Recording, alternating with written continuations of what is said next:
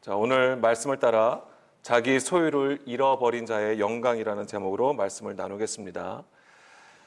자, 오늘도 천국에 관한 예수님의 비유에 대해서 말씀을 보려고 합니다. 특히 오늘 제목에서 알 수 있듯이 자기 소유를 다 파는 것, 자기 소유를 잃어버리는 것이 무엇인지, 그리고 그것으로 얻게 되는 것이 무엇인지를 알고자 합니다. 마태복음 13장 44절에 보게 되면 천국은 하나님 나라를 가리키죠.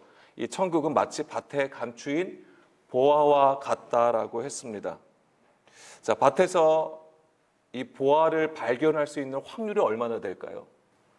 쉽지 않다는 얘기예요. 이 얘기는 그 보화를 발견하는 것은 매우 어려운 일이라는 것을 말하고 있는 것입니다. 그만큼 천국을 아는 것 또한, 천국을 우리가 알고 깨닫는 것 또한 쉽지 않다라고 하는 것입니다. 우리는 사실 예수 그리스도를 통하여서 그 답을 사실은 알고 있습니다. 그 답을 알고 있어도 우리가 제대로 주의 길로 행하지 못하는 것은 그만큼 우리의 삶 가운데에 어렵기 때문에 그렇습니다. 그것이 그냥 말씀을 듣고 지키고 안 지키는 것으로 정해지는 것이라면 어쩌면 쉬울 수 있겠죠. 그렇지만 그 안에 있는 영을 따라, 그 영은 그 하나님의 마음과 뜻을 깨달아서 우리의 삶 가운데 그걸 또 살아가야 되거든요. 그 살아감이 너무나도 어렵다라고 하는 것입니다. 그렇지만 우리가 어려운 가운데서도 우리가 여전히 죄인이고 우리가 할 수 없는 것을 깨달아 가면서도 하나님은 우리를 이끌어 가신다라고 하는 거예요. 하나님은 그러한 심령들을 보살피시고 이끌어 가시는 것입니다. 자, 천국이라고 하는 것은 장소의 개념이 아니라 우리가 그 뜻을 잘 알고 있는 것처럼 왕권, 통치, 주의 선하신 뜻을 따라 그 말씀으로 인도해 가시는 것을 말씀하시는 것입니다. 그래서 하나님은 이 모든 것도 그 말씀으로 창조하시고 그 말씀을 따라서 운행하신다라고 하는 것입니다. 그렇기 때문에 지금 우리가 이 땅에서 이 세상에서 살아가고 있는 것이지만 사실은 우리가 하나님 나라를 누리면서 살아간다라고 하는 거예요. 예수 그리스도 안에 있는 우리들은 반드시 이 하나님 나라를 소유하고 누려야 된다라고 하는 것입니다. 그것이 진정한 하나님의 백성들이 가지는 자격이 되는 것입니다. 능력이 되는 것이죠. 자, 지난 시간에 우리는 씨 뿌리는 비유에서도 우리가 보았듯이 하나님의 말씀을 받는 우리 안에 네 가지 땅, 그것이 바로 우리가 하나님의 말씀을 받는 우리의 심령의 상태가 된다라고 말씀을 드렸습니다. 그것이 좋은 땅만 하나님 나라가 아니라고 하는 것입니다. 바로 길가, 돌밭, 가시떨기가 또한 하나님 나라를 이루어가는 하나님께서 쓰시는 방법이라고 하는 거예요. 또한 알곡과 가라지 비유에서도 우리는 알곡이 곳간에 들어가는 것만 하나님 나라라고 생각을 하는 것이지만 우리가 거기서 알았던 것은 무엇입니까? 알곡과 가라지가 추수 때까지 공존한다고 하는 거예요. 지금 이 교회의 모습이고 우리가 이 세상에서 살아가는 모습이라고 하는 것입니다. 근데 거기서 하나님 나라가 있다라고 하는 거예요. 그래서 천국은 우리가 보기에 좋은 것, 우리가 보기에 착한 것만 있는 것이 아니라고 하는 것입니다. 우리가 보기에는 나쁜 것도 옳지 않은 것도 다 하나님 나라를 세우는 도구고 수단이 된다라고 하는 것입니다. 왜냐하면 우리를 진정한 하나님의 백성으로 세우시기 위함이에요. 내가 악한 것을 어떻게 할 수 있습니까? 내가 악할 때에 내가 악한 것을 비로소 깨닫게 되고 하나님 앞에 회개하게 되는 거예요. 항상 강조하는 게 있습니다. 부활을 우리가 경험하려면 반드시 무엇이 있어야 됩니까? 죽음을 알아야지 부활을 경험할 수 있다라고 하는 거예요. 죽음을 알지 못하면 부활을 우리가 알 수 없어요. 뭔지를 모르죠. 그와 같다라고 하는 것입니다. 이 모든 것이 다 하나님 나라가 되는 것입니다. 다시 마태복음 13장 44절 보게 되면은 밭이 나오죠. 천국은 마치 그 밭에 감춘 보화와 같다고 있습니다. 그러면 이 밭이 의미하는 것은 무엇입니까? 밭이 무엇입니까? 고린도전서 3장 9절 말씀 보게 되면 우리는 하나님의 동역자들이요. 자, 하나님은 하나님 나라를 세움에 있어서 하나님께서 엄청난 권세와 능력을 가지고 있으심에도 불구하고 누구를 세우시는 겁니까? 동역자를 세우시는 거예요. 하나님의 그 말씀으로 운영하시는 그 도구가 바로 우리라고 하는 것입니다. 그래서 하나님은 우리를 동역자라고 하시는 거예요. 그래서 우리는 하나님의 동역자들이고 너희는 하나님의 밭이고 하나님의 집이다라고 말씀해 주시는 것입니다. 그러니까 여기서 밭에 감추인 보화라고 하는 것은 그러면 누구를 얘기하는 거예요? 그러니까 보화는 예수님이에요. 그럼 그 밭은 누구예요? 우리예요. 그러면 그 밭에 보화가 있다는 얘기는 뭐예요? 우리 안에 누가 계시는 것을 얘기하는 거예요. 그렇습니다. 우리 안에 예수님이 계심을 얘기하는 거예요. 그런데 우리는 지금 교회에 나오고 예수님을 믿어도 우리 안에 그리스도를 발견하지 못하고 있다라고 하는 거죠. 왜? 보이는 것이 너무 많아요. 이 보이는 것이 세상만 보이는 게 아니에요.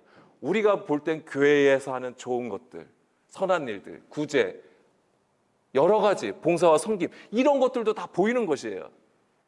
그러니까 그런 것으로 인해서 우리가 가려짐이 있다라고 하는 것입니다. 그것이 결코 나쁘다고 하지 말라고 말씀드리는 게 아니에요. 근데 그것이 마치 우리가 하나님 앞에 최선을 다하는 것이고 이것이 마치 우리가 하나님을 사랑하는 것이다라고 생각을 한다라고 하는 거예요. 그렇지만 가장 본질적인 것은 성경에서 가장 본질적으로 가르쳐주는 것은 무엇입니까? 하나님의 계명을 듣고 순종함이잖아요. 그 하나님을 사랑함이 없다면 우리의 섬김과 구제와 많은 선한 일들이 또한 사람의 일이 될 수 있다라고 하는 것이죠. 그것을 예수님께서 그 당시에 성전 유대교를 보고 하신 말씀들이에요, 이게. 그러니까 이 밭에 감추인 보화는 바로 우리 안에 있는 보화에 가는 것을 말씀해 주신다라고 하는 것입니다. 자, 성경은 누구를 기록하고 있습니까? 누구를 기록하고 있어요? 누구를 나타내는 것입니까? 예수님을 우리에게 보여주고 나타내고 있다라고 하는 것입니다. 그 예수님이 또한 그냥 단지 메시아 하나님의 아들에 대한 것을 얘기하는 게 아니에요. 그 예수님이 우리 가운데 오셔서 십자가에 죽으시고 부활하신 그 역사를 보여준다라고 하는 거예요. 예수님의 십자가 사건뿐만 아니라 믿음의 선진들의 모든 삶이 무엇을 보여주는 것입니까? 예수님의 십자가의 죽음과 부활을 보여준다고 하는 것입니다. 믿음의 선진들이 그 삶을 사는 거예요. 십자가의 죽음과 부활의 삶을 통해서 믿음으로 그것을 우리에게 보여주고 있다라고 하는 것입니다. 그리고 그 모든 것은 다 예수 그리스도를 향하여 있다라고 하는 것입니다. 그렇기 때문에 모든 성경은 예수님을 기록하고 있는 것입니다.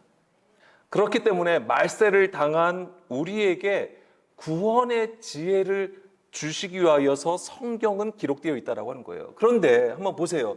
그렇다면 우리의 구원에 관해서 보여주시는 거라면 그러면은 좋은 것만 기록하시면 되잖아요.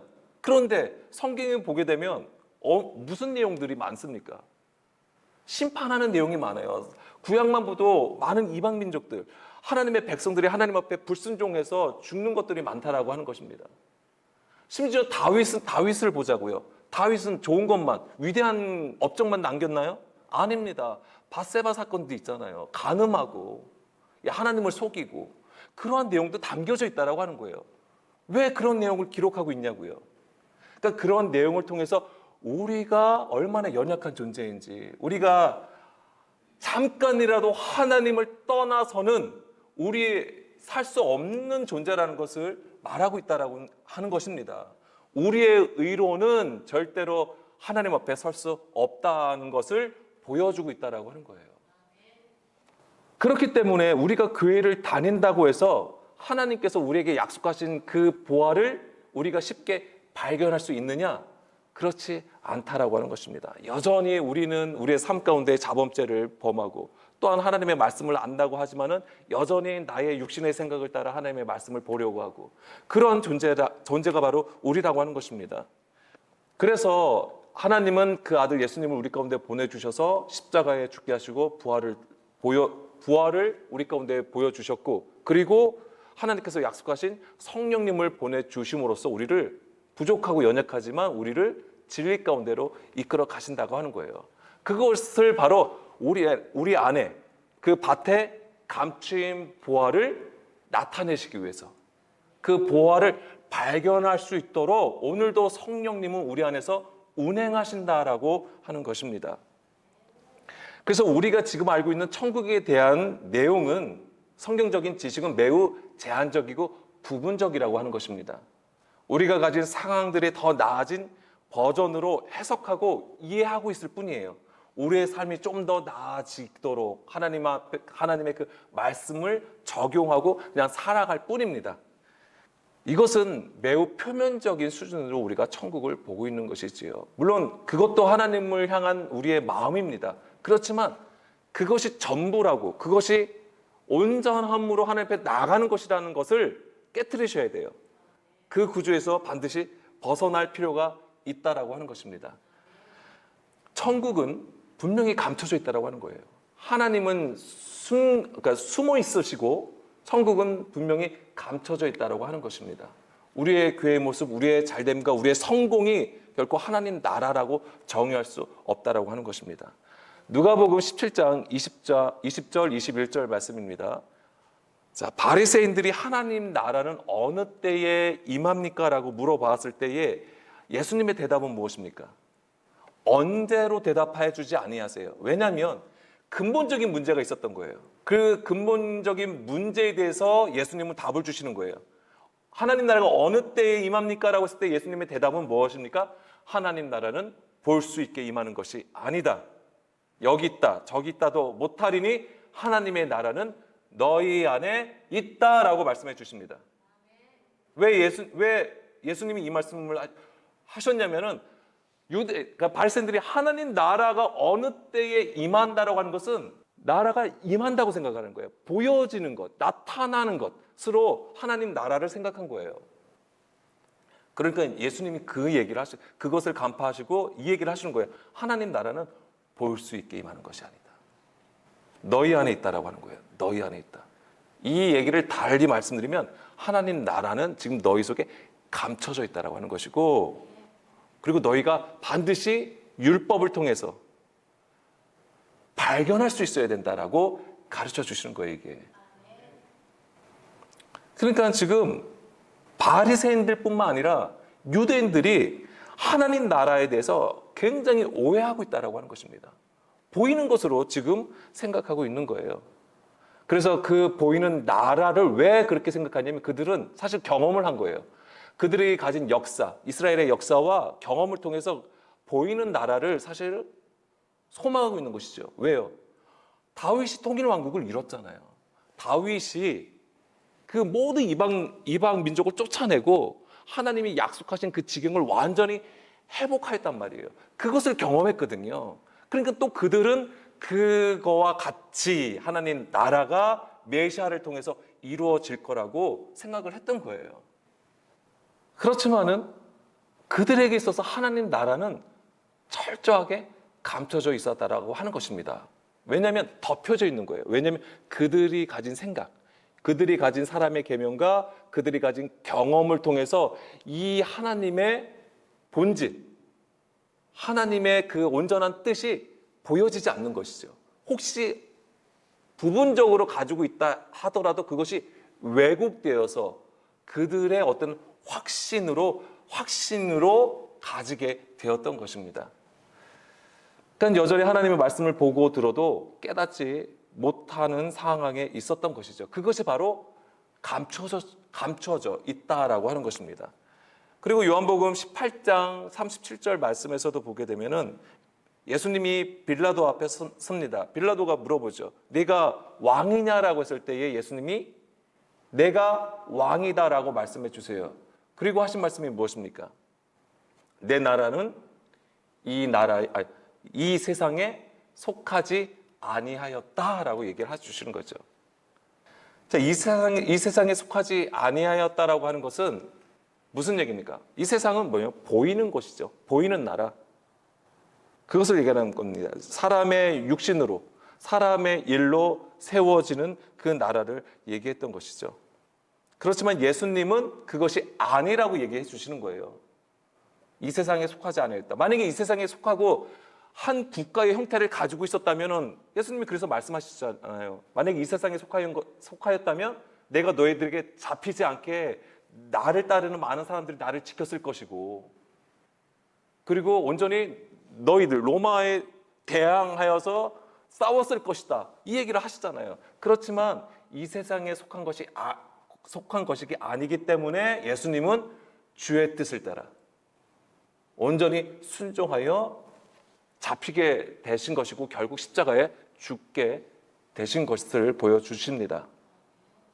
그래서 예수님은 십자가에 죽으시고 부활하심으로써 하나님 나라의 실체를 나타내시게 됩니다. 그것이 하나님 나라의 실체예요. 오늘 우리가 가지는 하나님의 나라는 무엇입니까? 어떤 하나님의 나라를 소망하고 계세요? 그 실체가 무엇이냐면 바로 예수님과 함께 십자가에 죽는 것, 그리고 그리스도가 내 안에서 사시는 것이 하나님 나라가 되는 것입니다. 그러한 자만이 진정으로 예수 그리스도와 더불어서 왕노릇, 1000년 동안 왕노릇하게 되는 것입니다. 온전한 섬김, 즉 하나님이 우리에게 보여주신 그 사랑을 이웃에게, 우리의 형제에게 보여줄 수 있다라고 하는 거예요. 우리의 어떤 세상에서의 성공, 권력, 재물, 그것으로 얘기하는 게 아닙니다.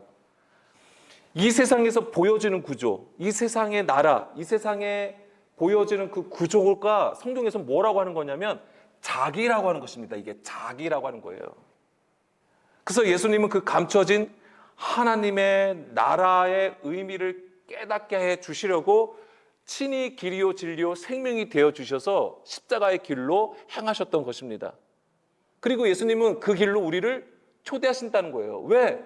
우리로 하여금 하나님 나라를 소유하게 하시기 위해서, 우리 안에서 진정한 하나님 나라가 선포되고 세워지게 하시기 위해서 예수님은 자기를 부인하고 자기 십자가를 지고 나를 따르라라고 하시는 것입니다. 만약에 우리가 그 삶이 있다면 그것 자체가 하나님 나라가 되는 거예요. 이 자기라고 하는 구조는 육신의 생각을 따르게 되어 있습니다. 육신의 생각을 따르는 것을 말합니다. 다시 마태복음 13장 44절로 돌아가겠습니다. 자, 그 감추인 보화를 얻기 위해서 한 것이 무엇입니까? 반드시 이것을 해야 됩니다. 자기 소유를 다 팔아서 그 밭을 사야 되는 것입니다. 여기서 자기 소유를 다 파는 것, 이게 무엇이냐면 자기 부인됨이에요. 자기의 목숨을 잃어버림으로써 생명을 얻는 것을 얘기하는 것입니다. 이게 자기 부인이 되는 거예요. 자기 소유를 파는 것이. 그리고 45절, 46절에서도 보면은 이 진주에 대한 얘기가 나옵니다. 천국은 마치 좋은 진주를 구하는 장사와 같다. 근데 여기서 앞에 45절과 공통되는 부분이 있습니다. 어떤 것이 있습니까?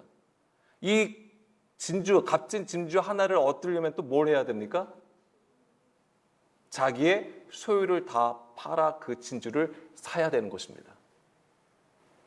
그러니까 진주나 보화는 다 보석이에요. 세굴라. 하나님의 세굴라가 되는 것입니다. 그런데 이것을 얻으려면 뭐가 있어야 돼요? 자기 소유를 다 파는 것이 있어야 돼요. 자기가 철저히 부인될 때에 하나님께서 약속하신 이것을 얻을 수 있다라고 하는 것입니다. 진주가 무엇입니까? 민수기 11장 찾지 마세요. 11장 7절 말씀을 보게 되면 이것은 이제 말씀을 얘기하는 것이고 결국 뭐예요? 그리스도를 얘기하는 것입니다. 자, 누가복음 14장 26, 27절 말씀입니다. 무릇 내게 오는 자가 다 자기 부모와 처자와 형제와 자매와 더욱이 자기 목숨까지 미워하지 아니하면 능히 내 제자가 되지 못하고 누구든지 자기 십자가를 지고 나를 따르지 않는 자도 능히 내 제자가 되지 못하리라. 그러면서 33절 잠깐 보겠습니다. 33절 보게 되면 그리고 다른 얘기하면서 이와 같이 결국 이제 이걸 얘기해 주시려고 하는 거예요. 이와 같이 너희 중에 누구든지 자기의 모든 소유를 버리지 아니하면 능히 내 제자가 되지 못하리라. 아멘. 그렇습니다. 성경에서 제자, 물론 실제로 예수님의 제자들은 공생의 기간 동안 예수님의 말씀을 듣고 동행하여도 제대로 깨닫지 못하지요. 오순절 성령 강림 이후에 비로소 하나하나 깨달아 가는 과정을 보여주지요. 그것이 바로 사도행전이 되는 것입니다. 근데 성경에서 말하는 제자라고 하는 것은 뭐예요? 자기의 소유를 다 파는 자예요. 자기의 소유를 다 팔아서 예수님을 따르는 자를 얘기하는 거예요. 그 얘기는 예수님의 그 말씀을 듣고 순종함으로써 주의 길로 행하는 것을 얘기하는 것이지요. 바로 그것이 십자가를 지는 것입니다. 철저히 자기가 부인됨으로써 자기의 육신의 구조가 깨져지면서 하나님을 따르는 것을 보여준다라고 하는 것입니다. 다시 26절, 27절로 돌아가겠습니다. 보세요. 이것을 우리가 문자적으로 받으면 정말 큰일인 거잖아요. 무릇 내게 오는 자는, 예수님을 따르는 자잖아요. 무릇 내게 오는 자가 자기 부모와 처자와 형제와 자매를 더욱이 자기 목숨을 미워하지 아니하면, 이거 문자로 우리가 예수님을 믿는다고 해가지고 내 부모, 처자, 형제, 자매 미워하면 되겠냐고요.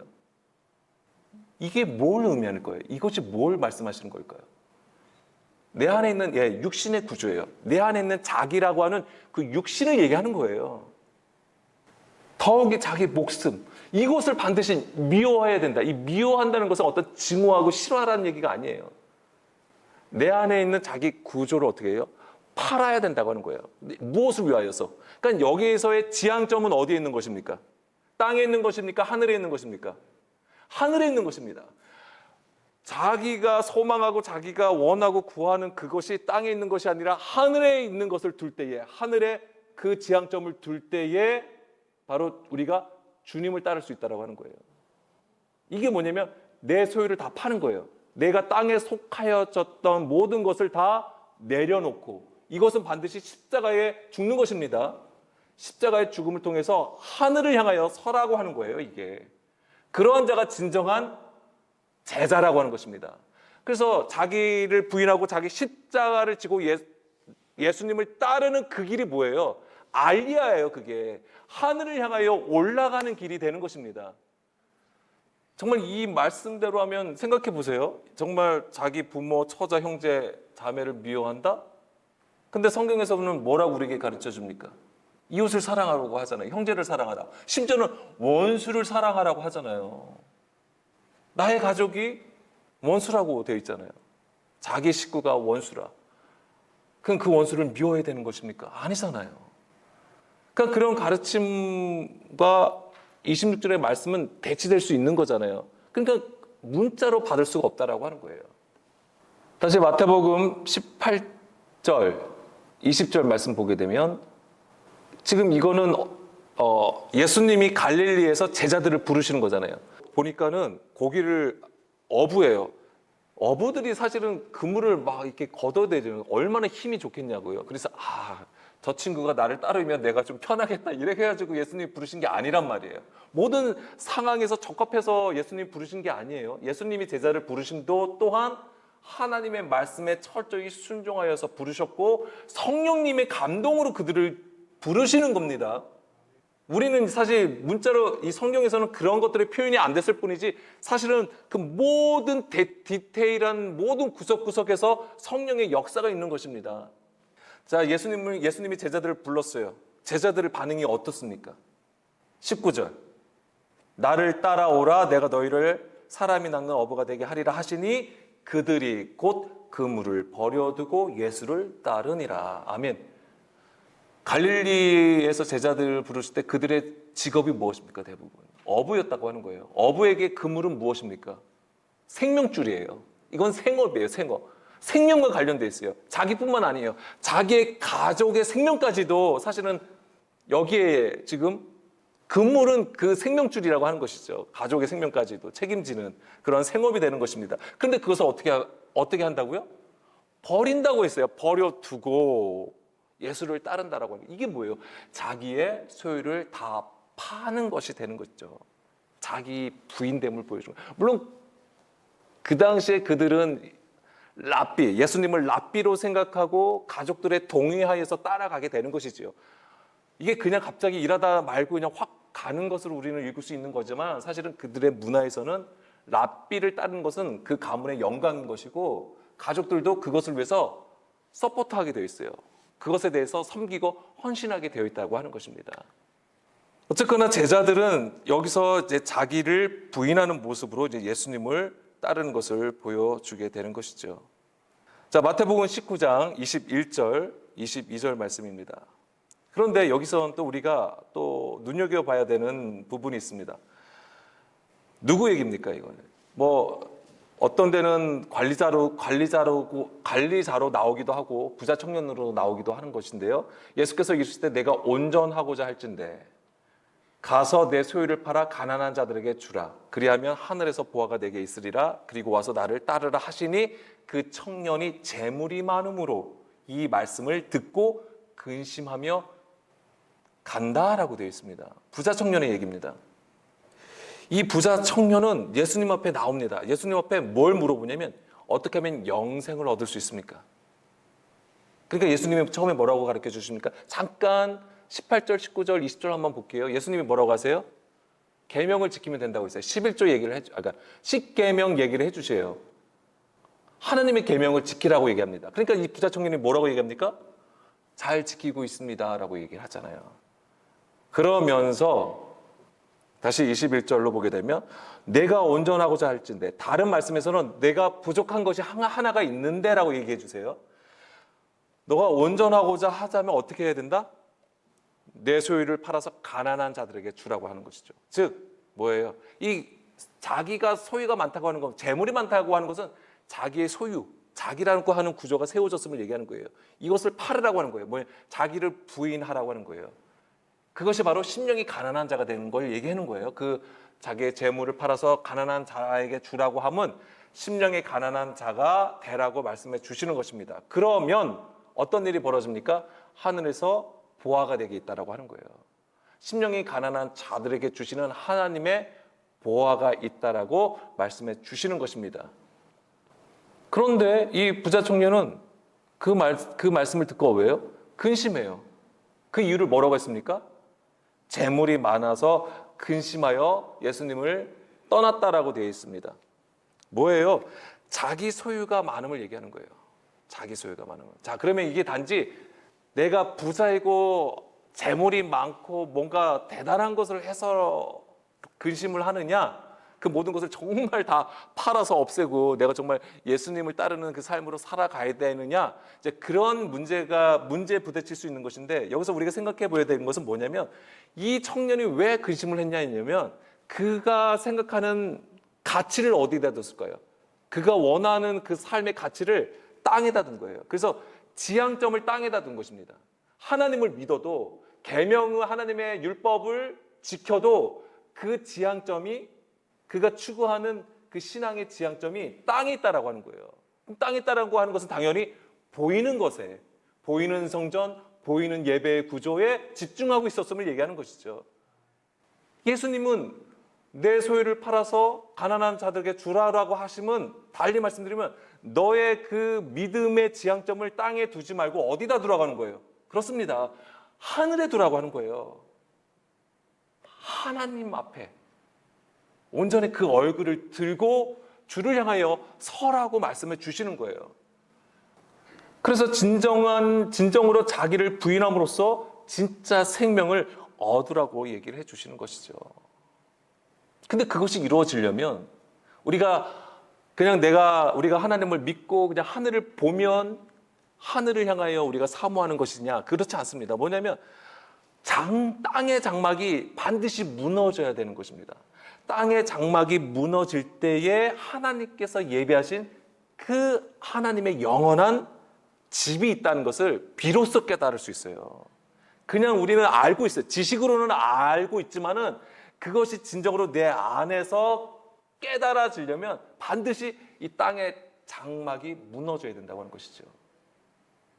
내 육신의 구조가 깨지고 완전히 고운 가루가 될 때에 비로소 우리가 하나님을 찾게 된다고 하는 거예요. 믿음의 선진들, 특히 이제는 이 포로 귀한 이후에 그들이 왜 하나님 앞에 왜 심판을 받았을까? 왜 우리가 하나님의 백성임에도 불구하고 왜 우리는 이방에 끌려가서 그들과 함께 생활하다가 왜 다시 돌아왔을까를 생각을 하게 돼요. 엄청난 묵상과 기도하는 가운데에 알게 되는 것이죠. 그런데 그들이 왜 그것을 알게 됐냐면 그들이 어떤 것을 경험했기 때문에, 그들 스스로가 하나님 앞에 부정하고 불순종한 백성이라는 것을 어떻게 알게 되었냐고요. 그들이 이방으로 끌려갔기 때문에 알게 되는 거예요. 포로로 끌려갔기 때문에 그들이 우리가 하나님 앞에 불순종하였구나, 하나님 앞에 범죄하였구나라는 것을 알게 된 거예요. 그 일이 없었잖아요. 성전이 무너지는 게 없고 그들이 이방으로 쫓겨나는 것이 없었잖아요. 그건 절대 그들은 스스로 우리는 계속 하나님 앞에 거룩한 백성이야, 하나님이 우리를 지켜주시는 거야, 계속 그렇게 생각한다고 하는 거예요. 그러면 평생을 본인들이 불법을 행하는 자, 죄인이라는 것을 깨닫지를 못하는 거예요. 우리의 삶도 마찬가지입니다. 지금도 변하지 않아요. 그것은 우리가 뭔가 내가 죄를 범하고 깨질 때에 비로소 내가 아무것도 할 수 없는 존재라는 것을 비로소 알게 된다고 하는 것이고, 그제서야 비로소 우리는 하나님을 찾고 구하게 된다고 하는 것입니다. 이 성경을 통하여서 이 하나님의 일하심을, 하나님께서 우리 가운데서 어떻게 일하심을 깨닫는 것이 굉장히 중요하죠. 왜냐하면 그래야지 우리가 넘어지기 전에 하나님 앞에 똑바로 설 수 있기 때문에. 그렇기 때문에 오늘도 우리가 하나님의 말씀 앞에 있고 예배 가운데 있는 것입니다. 자, 그러면 이 부자 청년은 자기 재물이 많음으로 하늘의 보화를 발견하지 못한 거예요, 결국. 그러니까 그는 지금 땅의 것을 지금 추구하고 있는 것이기 때문에 하늘의 보화를 발견할 수가 없는 거예요. 발견하지 못하고 있는 상황이에요. 그런데 이 부자 청년과 달리 하늘의 보화를 찾은 자가 있어요, 성경에서도. 너무나도 잘 아시는 분입니다. 사도 바울이 그래요. 사도 바울이. 자, 빌립보서 3장 8절에서 9절 말씀 보겠습니다. 3장 8절 말씀 보게 되면, 또한 모든 것을 해로 여김은 내 주 그리스도 예수를 아는 지식이 가장 고상하기 때문이라. 내가 그를 위하여 모든 것을 잃어버리고 배설물로 여김은 그리스도를 얻고 그 안에서 발견되려 함이니, 내가 가진 의는 율법에서 난 것이 아니요 오직 그리스도를 믿음으로 말미암은 것이니 곧 믿음으로 하나님께로부터 난 의라. 아멘. 자, 모든 것을 해로 여겼다고 했습니다. 그 위에 보게 되면 사도 바울의 스펙이 굉장하죠. 예. 그러니까 유대교 안에서 그가 쌓아 올린 것들은 어마어마한 겁니다. 엄청난 엘리트의 수준을 보여주죠. 그럼에도 불구하고 그것을 해로 여겼다. 모든 것을 다 해로 여겼다. 왜요? 그리스도를 아는 것에 그것이 뭐가 되는 거예요? 방해물이었던 거죠. 장애가 됐다라고 하는 것입니다. 덮어버린 거예요. 그 본질을 보지 못하게 덮어버렸다고 하는 것이죠. 감춰졌던 상태예요. 그렇지만은 사도 바울이 다메섹에서 예수님을 만남으로써 어떻게 되는 거예요? 그가 눈이 감기고 깜깜한 가운데 그것을 경험한 거잖아요.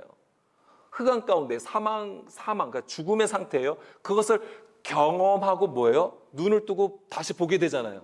뭐예요? 부활을 경험하게 되는 거예요. 그러니까 사도 바울도 다메섹에서 뭐예요? 십자가의 죽음과 부활을 경험하는 거예요. 그 일로 인하여서 자기가 지금까지 추구했던 것, 성전 유대교 안에서 추구했던 그 모든 것이 하나님을 아는 것에 엄청난 중간에 막힌 담이 되었다는 것을 깨닫게 되는 것이죠. 그리고 하나님을 섬겼어도 그것이 다 불법이었다는 것을 비로소 깨닫게 되는 거예요. 무엇만이 가장 가치 있고 고상하다고 생각했냐면 바로 예수 그리스도를 아는 지식. 이것이 바로 여호와의 영이 임하심으로써 바로 예수님의 그 십자가의 죽음과 부활로 이루신 그 하나님 나라의 역사를 그가 친히 체험하여 섰던 것입니다. 그런데 너무나도 감사한 것은 그는 그것을 경험하여서 교만하지 않았다고 하는 거예요. 철저히 낮아짐 가운데에 겸손하여 하나님의 나라를 전했다라고 하는 것입니다. 그래서 오늘 우리가 이 신약 성경을 보게 되는 거예요. 얼마나 감사한 일입니까? 그래서 사도 바울은 땅의 것을 버리고 이제는 하늘에 있는 그 보화, 하나님께서 약속하신 그 보화를 비로소 발견함으로써 그가 복음을 전하잖아요. 전도 여행을 하잖아요. 그게 뭐예요? 자기의 모든 소유를 다 팔아 그 보화를 얻는 과정이라고 하는 것이죠. 그 모든 과정이 다 예수님의 십자가의 도를 따라가는 거예요. 바로 그 죽음과 부활을 경험하는 삶을 보여주었던 것입니다. 그래서 그는 그리스도와 함께 십자가의 죽음으로, 이게 이제 자기 부인이 되는 것이죠. 그리스도께서 사시는 것으로 생명을 얻게 되는 것이죠. 이 생명 얻는 것이 바로 예수님, 즉 하나님의 비밀인 그리스도를 깨닫는 것이었습니다. 골로새서 2장 2절 3절 말씀입니다. 이는 그들로 마음의 위안을 받고 사랑 안에서 연합하여 확실한 이해의 모든 풍성함과 하나님의 비밀인 그리스도를 깨닫게 하려 함이니 그 안에는 지혜와 지식의 모든 보화가 감추어져 있느니라. 아멘. 하나님 지혜와 지식의 모든 보화가 바로 예수님을 얘기하는 거예요. 그게 바로 비밀이고 그 비밀을 깨닫는 것이죠. 감춰졌던 것이 바로 그 드러나는 것이잖아요. 그래서 율법을 문자로 보지 아니하고 그 영으로 깨달아졌음을 얘기하는 것입니다. 그래서 하나님의 위로를 받게 되고 그 사랑 안에서 연합하여 은혜와 진리의 충만함으로 살게 되는 것이죠. 그것이 바로 그리스도 안에서 지혜와 지식의 모든 보화, 즉 예수 그리스도를 발견하게 된 것이죠. 그리고 그분과 함께 동행함으로써 그 안에서 온전히 하나님 나라를 이루어가는 그러한 모습을 보여줬던 것입니다. 자, 마태복음 6장 24절 요까지만 좀 보겠습니다. 마태복음 6장 24절. 여기서 보게 되면은 한 사람이 두 주인을 섬길 수 없다라고 되어 있습니다.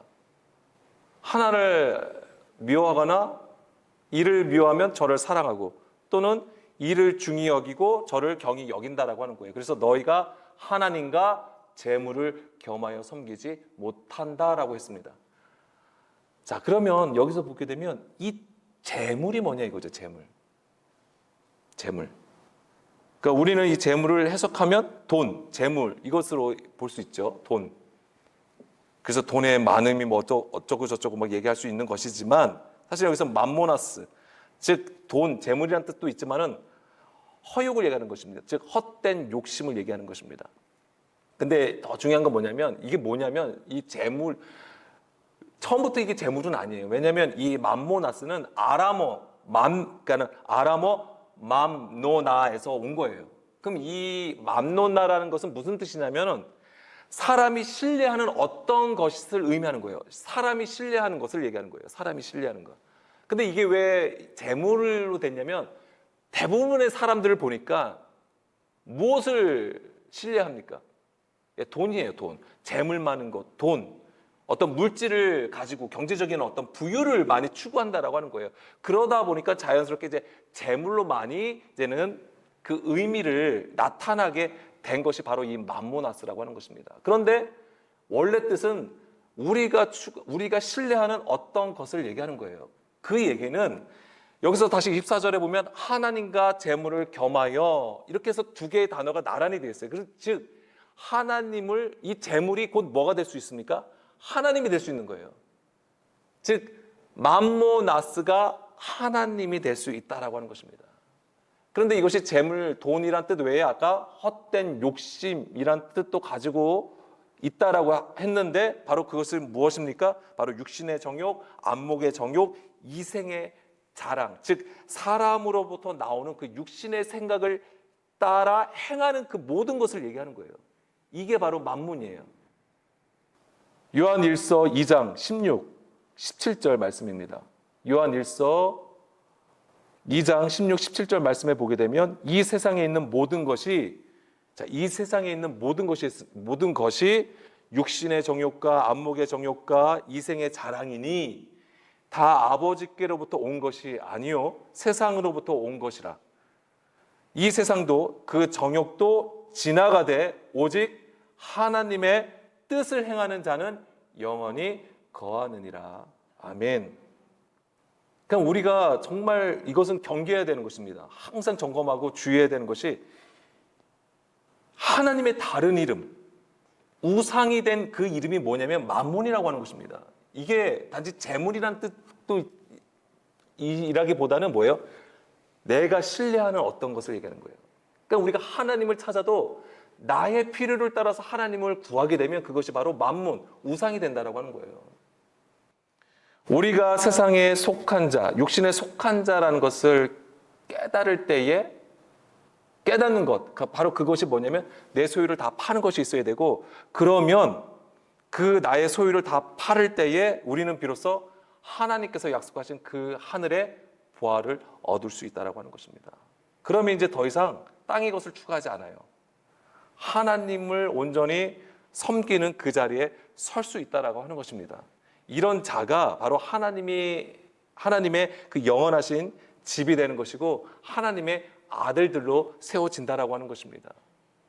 그래서 오늘 우리가 구하는 하나님 나라, 다시 우리가 그 말씀으로 다시 살펴보고 진정으로 우리 안에 그 십자가의 죽음과 부활을 통하여 오늘도 우리가 하나님을 찾고 구함이 있는지, 우리의 삶에서 얼마나 그 하나님께서 약속하신 그 부활을 위하여서 나의 소유를 얼마나 팔아 하나님 앞에 나가고 있는지를 살피기를 간절히 원합니다.